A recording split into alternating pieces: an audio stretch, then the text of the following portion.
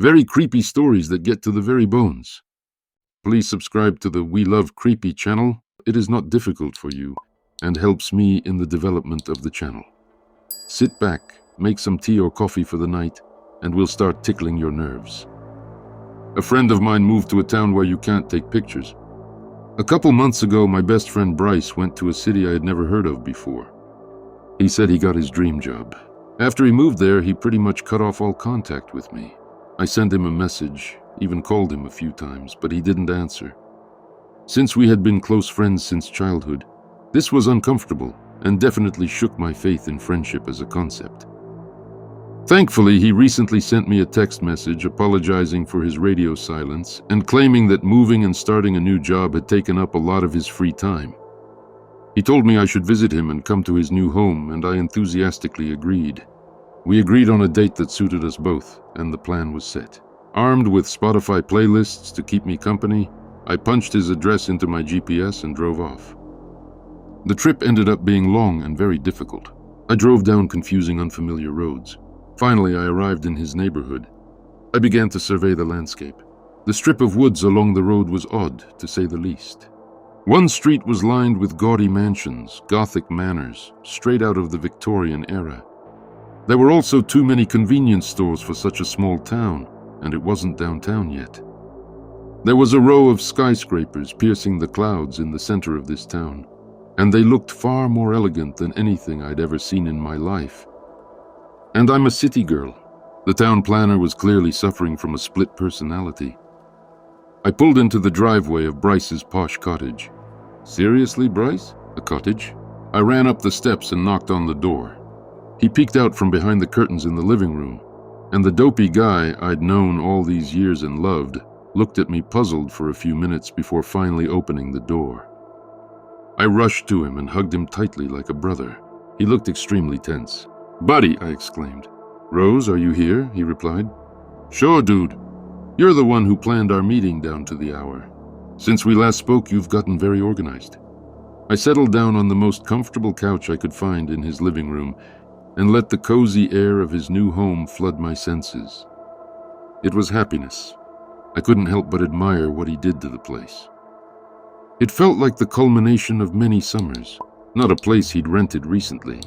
"Well," I began, "obviously you've had a lot of success.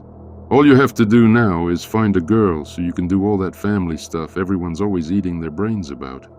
"Yeah, hey, let me get you some coffee, okay?" He made his way to the kitchen. He became more shy and brief than I remembered him being. I wonder if maybe I let that comment about the girlfriend go for nothing. "It was just a joke, friend." He returned a few minutes later with a cup of coffee in his hands. He handed me one of the cups and sat across from me on the other couch.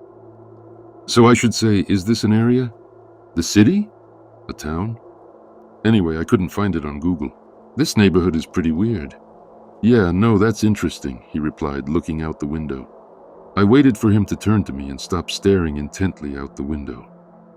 I interrupted our silence with some more small talk. "Well, how are you settling in? What's up?" He leaned back on the back of the couch and scratched the back of his head. "Yes, I've settled in well. I've been very busy. I spent most of my time thinking only about work." "Uh-huh. Tell me more about it. You didn't say anything about it in the posts. You don't regret taking this job? Was it worth it?" "Not really." I stared at him in awkward silence, hoping he would say something. "Like finally," he continued, "it's definitely not what I've been learning. Nothing like what they offered me. It's a pretty unusual job." "Well, what exactly are you doing?" He hesitated. I could tell he was running away from this conversation. "I think my coffee needs a little more cream. I'll be right back." He left the room again. I began to ponder in his absence. Dude was a secret super genius who could get a job anywhere. The job that required him to move to the middle of nowhere and leave his loved ones behind must have been mind-boggling. But listening to him now, he just seemed tired and even uninspired. I wondered how long he would last in this place.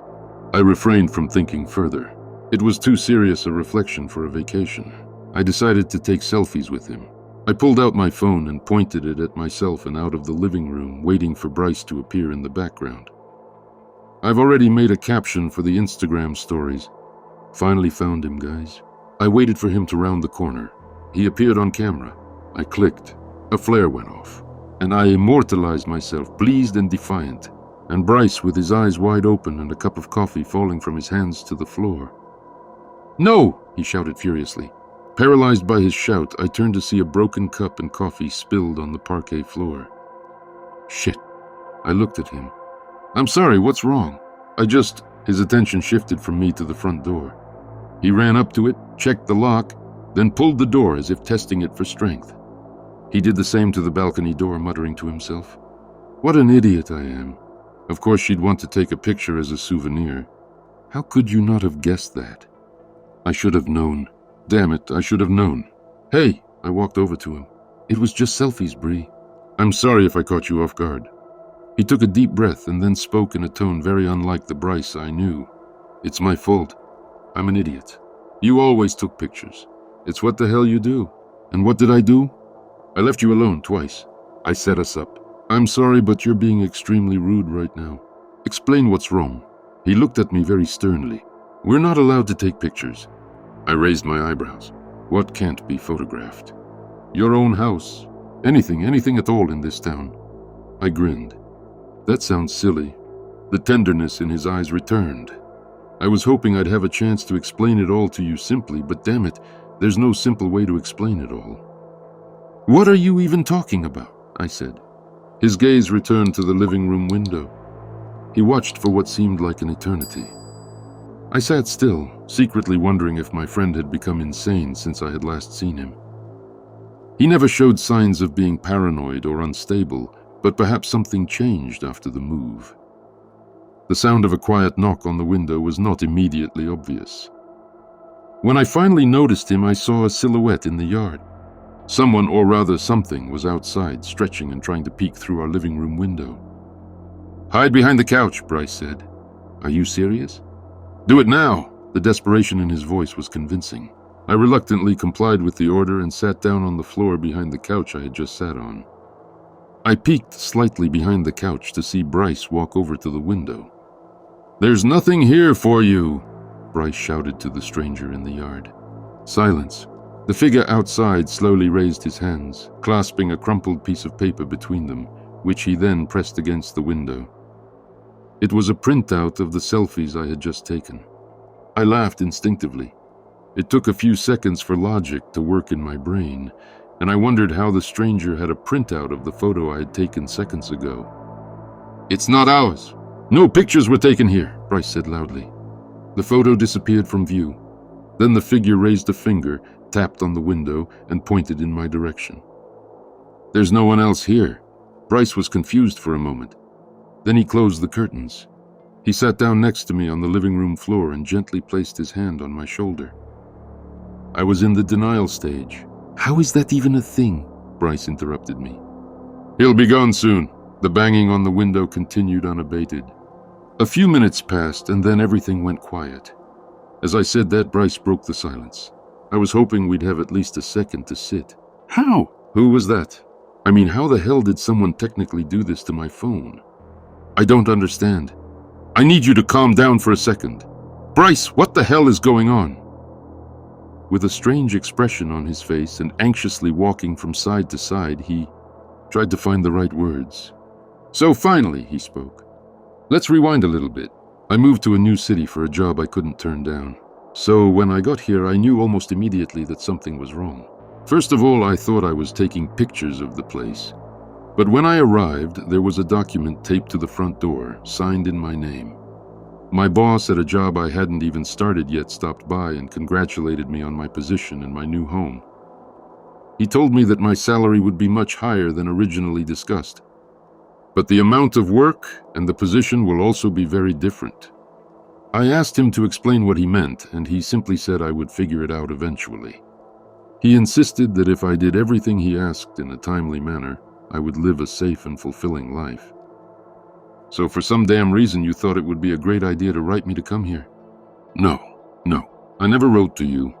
I've never written to anyone. I ignored all the calls, all the texts. That's it. I didn't want anyone to get caught up in this nonsense with me. But I don't think it mattered either way. Something found you and contacted you, pretending to be me. Which means something wants you here. I tensed up. So, I mean, we gotta get out of here then, right? Why didn't you ever try to leave here? Huh, that's funny. But one day I almost did. But then someone explained to me that then the ambulances would come for me. Ambulances? Yes, they should be here soon. Bryce put a finger to his lips. There was silence in the room for a few moments. But suddenly the distant roar of an ambulance reached our ears. Bryce stood up and walked over to the mustachioed window. I followed him. The siren's wail grew louder and more distinct. Outside the window we could see the car approaching. She turned the corner and parked in the driveway just a few houses away. Then I saw her. The back door of the ambulance opened and a man stepped out. Head to toe, covered in white clothing. He pulled the stretcher out the back door. Then some more. Then some more. There were people on all the stretchers. People whose heads were completely shattered.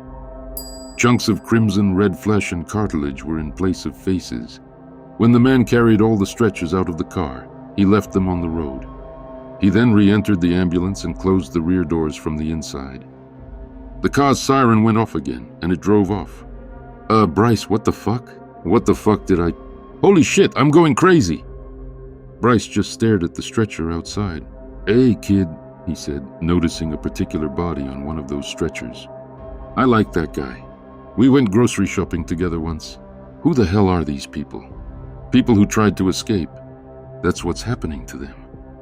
And they were just left on the street? Sometimes. In other cases, they are brought to an incinerator, or buried, or chopping, or sometimes they leave it at someone's house. I was on the verge of a panic attack. Instinctively, I pulled out my phone and started dialing 911. Wait, Rose. You shouldn't do that. Rose, stop! His words bounced off me. My brain was running on autopilot. My body was moving on its own now. I ran into one of the rooms, slammed the door shut, and leaned against it. He started banging hard. Rose, you don't know what you're doing. Please hang up. Please, it's okay. I had an almost perfect plan in my head. I called the number and asked the operator to transfer me to another county. NYPD. They'll know what to do. I pressed call and waited for an answer. Finally, 911, what's your emergency? Hello, I replied. I need to contact the nearest police department outside this jurisdiction. Can I call New York? Sure. Can you let me know what your emergency is? Bryce started banging on the door even harder. Yeah, so the ambulance, it stopped on our street. There were bodies in it, corpses on stretchers that looked like they had been mutilated. And then those bodies were just dumped on the street and... Right. I apologize. Were those the people who were trying to leave the city?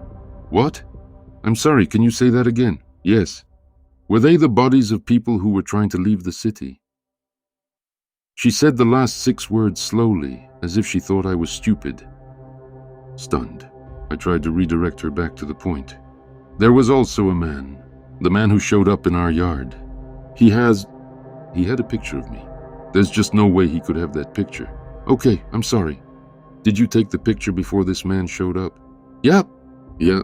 What? Bryce seemed to be ramming the door with his whole body now. I tried my best to keep the door hidden. Where are you right now? We can send someone to you right away. No thanks. Are you sure, ma'am? I promise it's going to be fun. Horrified, I hung up the phone. I let go of the door and it swung open, throwing me backwards onto the floor. Bryce walked in. He was very angry and loomed over me in anger. You didn't tell them where we were, did you? I shook my head desperately. No, I didn't. He breathed a sigh of relief as his entire body exhaled with him. Praise the Lord, your mother, God. He turned to me like he was my distraught dad. You've got to stop doing that. Damn it, please. If they'd called anyone in here, we'd be dead men or worse. I've heard different stories, girlfriend. People in this neighborhood tell that kind of story. I refrained from wondering what that even worse meant. Where the hell are we, Bryce? I asked. What's going on here? I don't know. There was a look of doom on his face. I could tell he was already on edge. I stood up and hugged him. I did it more for myself, in order to keep my sanity. As I hugged him, I had enough of feeling like I was trapped. Goosebumps ran down my skin. I wanted to sob, but I just couldn't. We went back to the living room and tried our best to pretend everything was fine. I'm trying, he said, to piece together what's going on here. I have some ideas about what we should avoid, but there are still a lot of questions left. Uh-huh, I said nervously. I quickly looked outside and noticed the sign. It was in the shape of an arrow pointing to the left. It said, "Come out here." Before I could ask further questions, I heard his phone vibrate. He checked his phone, then sighed. "They have another job for me," he said. "Another job?" "Uh-huh. A task I had hoped to avoid for some time. Wish me luck." He went back to his room.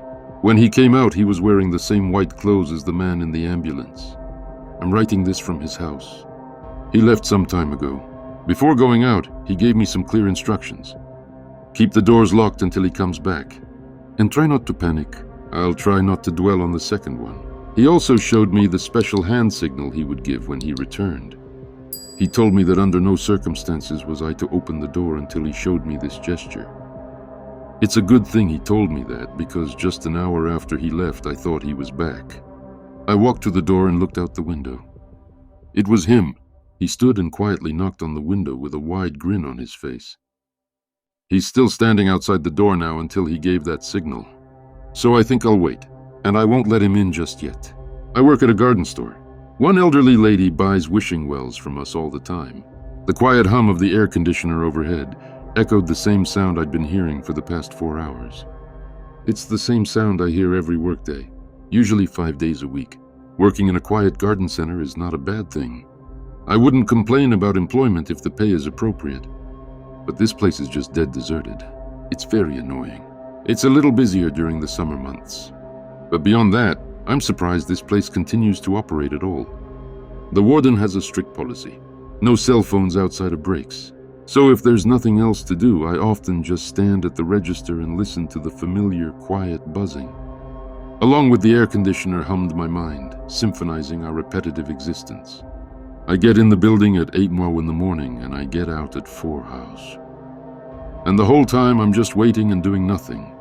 Just waiting for the workday to be over, despite the dreary atmosphere in the store with hardly anything going on. I didn't notice at all how the customer approached me until she spoke to me. I thought she thought I was asleep or dead. Right, because it's not exactly normal for someone to be highly distracted when there's nothing going on around them. Then again, what she told me wasn't exactly normal either. "Hi." Her voice made me flinch slightly as my gaze focused on her. She was holding a small wishing well we sell. It is a small wooden garden ornament about knee-high. "Hello, ma'am. What can I do for you?" Throughout this sentence, I've tried to gradually incorporate my robotic voice of a customer support worker. "I want that wishing well back," she said very seriously, but without letting up for a second. She continued, "He doesn't honor my wishes." I tried not to laugh. It was not my intention to question or ridicule any of her beliefs. But seriously, I squeezed out a smile and tried to hide it by looking at the merchandise and saying the first thing that came to mind. "Oh, well, does he have to do that?" I knew right away that she didn't like that answer. "Of course he should. It says so in its title, The Wishing Well." Truly shocked that she wasn't kidding, I mentally pulled myself together and told myself that I'd faced worse situations. Besides, the wishing well didn't look worn out. "Our policy allows returns if she has a receipt. Do you have a check?" "No, I don't have a check." Of course, she doesn't have a check. "I'm sorry, but we can't return the product without it. I may be able to give you a coupon from our store that you can use to purchase an item for the amount of that well." Customers never like that answer. And I don't like giving them that answer myself. Her face flushed. "That's ridiculous. What kind of store do you have?" Technically, it's not my store, but I didn't tell her that. After speaking in the same tone, she asked me to call a manager. I knew she would since she asked for a refund. When you get a job like this, you discover the ability to get a feel for different types of clients. The manager, of course, told her the same thing I did, because managers are often the ones who set the policy from the beginning. They're not going to magically get around what I couldn't. Eventually, she accepted the coupons and seemed to go on her way. I wonder why she's bringing it back, my manager wondered. "Didn't she tell you? She says the well is broken because it doesn't grant wishes." My manager chuckled and walked away, apparently thinking I was joking. I stared at that well, and the quiet humming sounded again in my brain, interrupted by the woman's return as she placed the new well on the counter. "I'd like this one." I considered telling her that it wouldn't work anyway, but I knew it wasn't worth it. I let her use the coupon for the purchase, wondering why she was even arguing for a refund if she was going to use the coupon at our store to buy almost exactly anyway. The same well of desire. And this went on every day for weeks. Sometimes she would come in with the same old well and ask for a replacement. Sometimes she would come empty-handed and buy a new one. Eventually, we stopped letting her ask for replacements, suspecting that she might be secretly sawing off some of them and selling them to someone for something. However, we never found any evidence of this. Each well remained in good quality. Each day she returned, looking even more unkempt than the last. Her hair had grown thin, and patches of gray appeared on her skin. She hadn't changed her clothes since the first time. She obviously didn't even wash it. She began to emit an extremely foul odor. Sometimes she had emotional outbursts, but sometimes she seemed emotionlessly calm. It got to the point where she wouldn't even say anything. Just threw money on the counter and took a well on the way out. Sometimes getting drunk. Even her drinking was getting worse.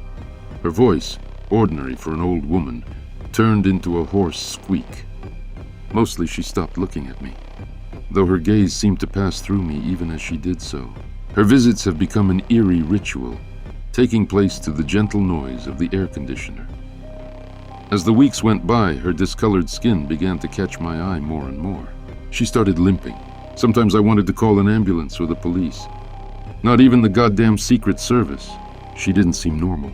Being in the same room with her was tantamount to being in the room alone, because it was hard to see her as a person. She was no longer the ordinary woman who had argued with me just a few weeks ago. I began to fear her. The atmosphere at work changed when I knew that every day I would have to see her complete this sad, repetitive routine. I felt the contrast when she eventually stopped showing up. My days went back to soullessly listening to the gentle whirring of the air conditioner. That was until today when a man entered the store. As he headed straight for the counter, I could see that his face was unusually sweaty for such a cold day.